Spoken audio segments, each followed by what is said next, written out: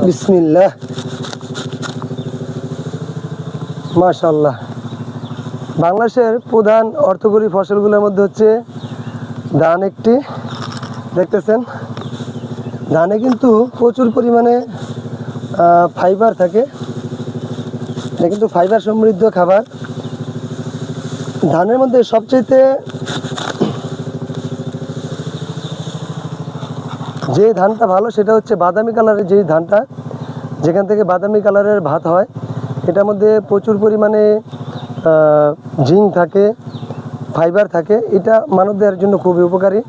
এই জন্য আপনারা বাদামি কালারের ধানগুলো খাওয়ার অভ্যাস গড়ে তুলুন। এখন আমরা প্রায় সকলেই ছাঁটাই করা চাল, চিকন চাল আমরা খাওয়ার জন্য পছন্দ করি, অথচ এটার মধ্যে ফাইবার যেই সবচেয়ে মহামূল্যবান জিনিসটা থাকে, এটা কিন্তু ছাঁটাই করা হয়। এগুলো খেয়ে কিন্তু প্রায় মানুষের বিভিন্ন অসুস্থতায় পড়তেছে। এই জন্য আমরা চেষ্টা করি ইনশাল্লাহ একটু মোটা চাল অথবা বাদামি কালারের চালগুলো খাওয়ার চেষ্টা করি।